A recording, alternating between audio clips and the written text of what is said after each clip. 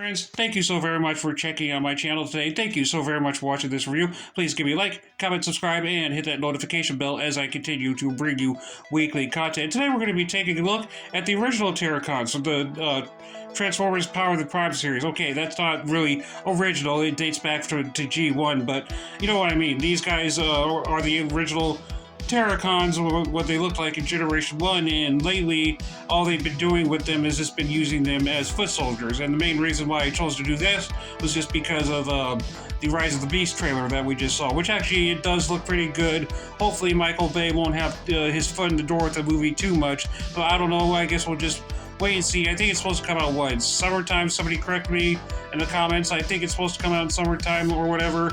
Usually the Transformers films are summertime movies, and I'm not a big fan of Michael Bay and his fiasco movies, but the movie franchise is what it is. There's people that love him, there's people that hate him. I don't look down on the people that love him. It's fine. Bumblebee was a big step up from what we saw before in the past, so yeah. But anyways, no more rambling about Michael Bay. Let's just go ahead and take a quick look at hun-grrr's packaging. And of course, there you got a picture of hun-grrr right there, Power of the Primes, hun-grrrr, Terrorcon, very nicely done. Originally, I wasn't going to get the Terrorcons. I thought it was kind of stupid at first, but then once they started phasing out for Siege, I'm like, alright, I'll get that.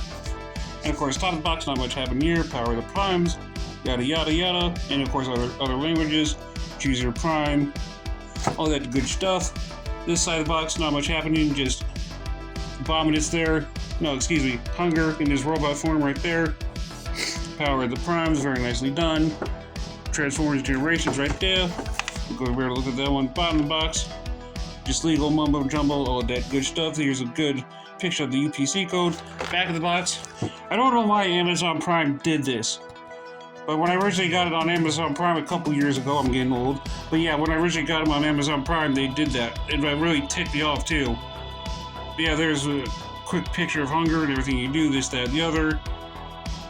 And of course, his abominus mode, he's a torso. And that's basically it for the packaging. And here is a look at all the 5 glorious terrorcons. All of them, you got center twin right there. Of course, that's Ripper Snapper, the blue guy, hun-grrrr in the middle, Cutthroat, and Bolt.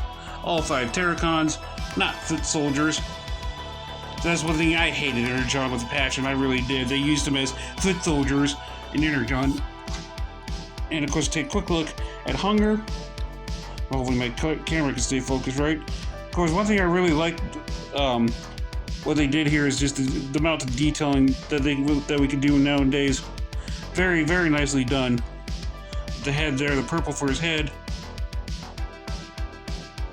And of course, purple and gray for his whole, very much throughout his whole body would be purple, gray, black, and of course, you got his dragon feet there. That's for his beast mode.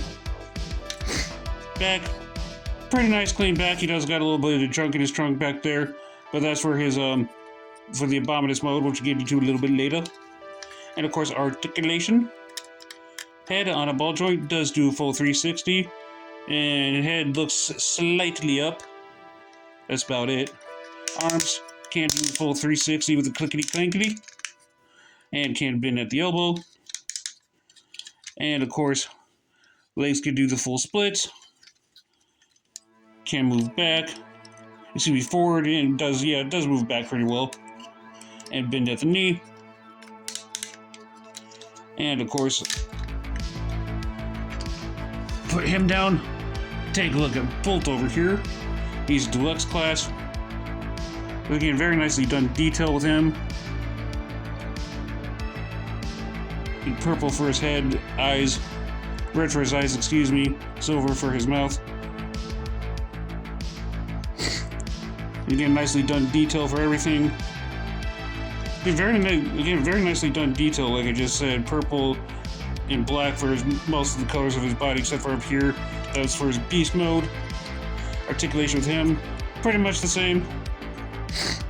Arms do a full 360, bend at the elbow. Head can do a full 360. And his head does not look up at all. That's alright, that's alright. And of course, legs can do the full splits. And bend at the knee. and can move back and forward pretty well. So yeah, they're all going to have the same articulation. Very nicely done by Hasbro. Hasbro did a pretty good job of sticking to the source material. Yeah, let's go ahead and get some comparisons out of the way, shall we? Alright, for starters, spreading their wings out, and we got Cutthroat and Airazor here. As you can see, the wingspans are completely different. For a sec, I thought they were going to be the same, but they are not. Got completely different wingspans there. Yeah, there's that. And for hun-grrr, here he is with Voyager class Rhinox. As you can see, hang on just a second, sorry about that. Get them on the table correctly. You see, they're about the same size. hun-grrr is just a little bit taller. So again, very nicely done there by Hasbro. Show it to you real quick, move a little bit more closer. Again, very, very nicely done by Hasbro. He's slightly taller. Like hun-grrr is a little bit slightly taller than Rhinox is. Yeah, that's gonna be it for the comparison. So off camera, just because it's gonna take me too long, I will go ahead and get them in their beast modes. A few moments later. Here's what they all look like in their beast forms. I'll go ahead and take my phone off my tripod. Of course, you got Bull right there, and of course, for Cutthroat, I'm missing the bird head piece. It came off to me when I was trying to transform it into abominus a while back ago, so that really ticked me off. So thanks for that, Hasbro. Looking at you. And of course, you got hun-grrr right there in his beast form. I really like that. Of course, he's a two-headed dragon. Very, very nicely done. And of course, you got these two other guys, Rippersnapper and Center Twin. I forgot what their names were for a quick second. It was very nicely done by Hasbro. I was just criticizing them too because of that.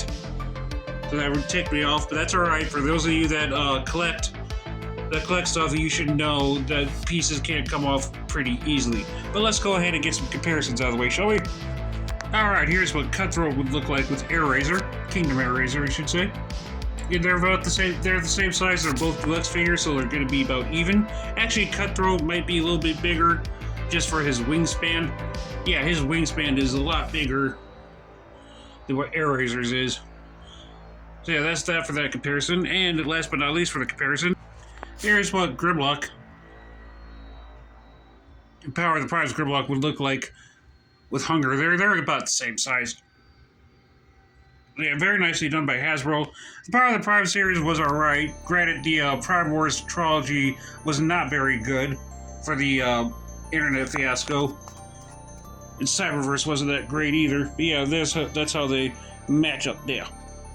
So very, very nicely done by Hasbro there. Alright, and off camera again, I am going to go ahead and get Abominus into his Abominus mode.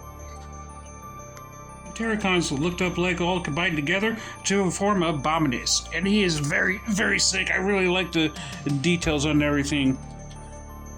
Again, you got hun-grrr there for his torso mode, as a leader should be. Of course, I put Cutthroat for an arm, Rippersnapper over here for another arm, and the legs, which would be Bolt and Rippersnapper. And of course, the articulation, the arms just do about a good full 360. And that's basically about it. His head, no, guess his head does move. Yeah, his head does do a full 360 degrees. So again, very nicely done detail. I really like the details on everything there, how it just all pops out. So let's go ahead and get some comparisons out of the way, shall we? Here's what he looks like with the Power of the Primes Volcanivis. Okay, I have to side with the aerial bots as his arms because I had to sell two of them from back in the day. But that's alright, things happen. And here's what he looks like with Captain Insano himself, the leader of the Decepticons from Generation 1 Season 3 Galvatron. Obviously, he's going to tower over Galvatron, and the not-so-great Generation 1 reprint of Devastator. And see, he towers over G1 Devastator. I never got around to the Combiner Wars Devastator. I wish I had, because he does look a lot better. Yep, that's pretty much going to go ahead and wrap it up for my review today. Please give me a like, comment, subscribe, and hit that notification bell as I continue to bring you weekly content. I do contests for everybody, so yeah, just give me a like, comment, subscribe, and do all that stuff. All right, thank you very much.